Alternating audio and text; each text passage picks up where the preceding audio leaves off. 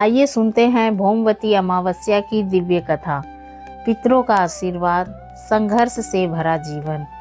राजस्थान के एक छोटे से गांव सूरजपुर में रघुवीर नाम का एक साधारण किसान रहता था।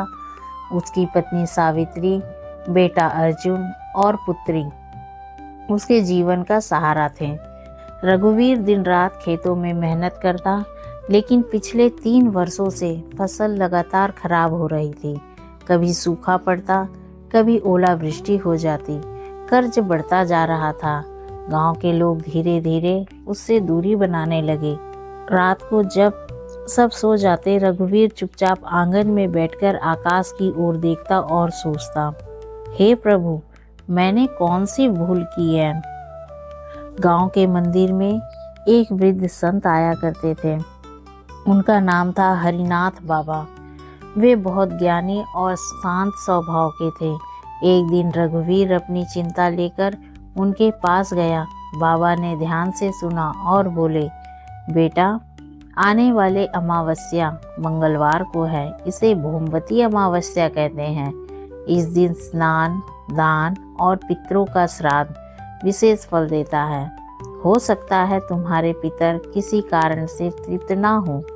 रघुवीर ने विनम्रता से पूछा, बाबा, मैं गरीब आदमी हूँ, क्या मेरे जैसे इंसान का श्राद्ध स्वीकार होगा। बाबा मुस्कुराए, पितरों को धन नहीं, श्रद्धा चाहिए। ये शब्द रघुवीर के दिल में उतर गए। भौमवती अमावस्या से एक दिन पहले रघुवीर ने घर की सफाई की। सावित्री ने आंगन लीपा। अर्जुन ने नदी से साफ जल लाकर रखा। घर में ज्यादा अनाज नहीं था।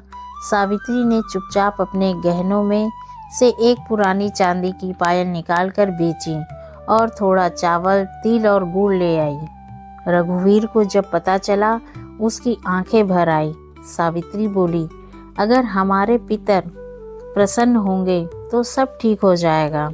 भौमवती अमावस्या की सुबह ब्रह्म मुहूर्त में पूरा परिवार नदी किनारे पहुंचा। वातावरण में अद्भुत शांति थी। आसमान में चांद नहीं था, लेकिन तारों की चमक थी।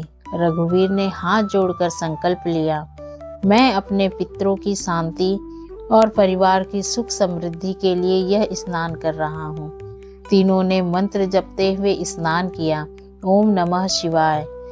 जल अर्पित करते समय रघुवीर की आवाज कांप रही थी।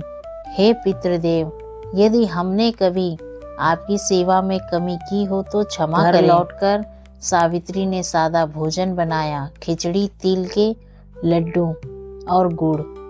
रघुवीर के गांव के 2-3 वृद्ध लोगों को बुलाकर आदर पूर्वक भोजन कराया, उनके चरण स्पर्श किए और दक्षिणा दी। रघुवीर ने गांव के गरीब बच्चों से गुड़ बांटा। पीपल के पेड़ के नीचे दीपक जलाकर रघुवीर ने 7 परिक्रमा की और प्रार्थना की, हमारे घर में शांति बनी रहे। श्राद्ध के बाद भी तुरंत कोई चमत्कार नहीं हुआ। कुछ दिनों तक सब वैसा ही रहा। गांव के लोग हंसते, क्या हुआ रघुवीर, पितरों ने मदद की। रघुवीर चुप रहता। उसे बाबा की बात याद थी, श्रद्धा रखो, फल अवश्य मिलेगा। एक दिन अचानक मौसम बदला, बादल फिर घिर आए। कई महीनों बाद तेज बारिश हुई। रघुवीर के खेतों में पानी भर गया। बीज अंकुरित होने लगे।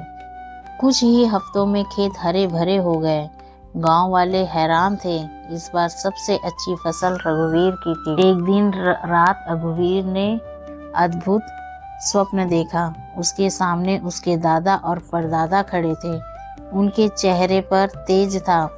वे बोले, बेटा, तुम्हारी श्रद्धा और सेवा से हम तृप्त हुए। तुम्हारे घर में कभी अन्न की कमी नहीं होगी। रघुवीर की आंखें खुली तो वह भावुक हो उठा। अगली भौमवती अमावस्या पर पूरे गांव ने मिलकर स्नान और श्राद्ध किया। रघुवीर ने सबको समझाया, दान छोटा हो या बड़ा, भावना सच्ची होनी चाहिए। धीरे धीरे गांव में समृद्धि बढ़ी। लोग एक दूसरे को मदद करने लगे।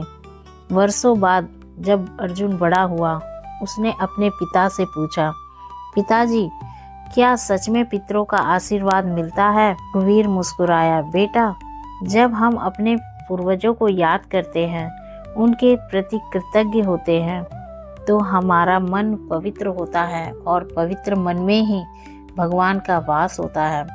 भौमवती अमावस्या हमें सिखाती है अपने पितरों को ना भूलें, स्नान, दान और श्राद्ध श्रद्धा से करें, गरीब और ज़रूरतमंद की सहायता करें, पीपल वृक्ष की पूजा और दीपदान करें। सच्ची श्रद्धा कभी व्यर्थ नहीं जाती।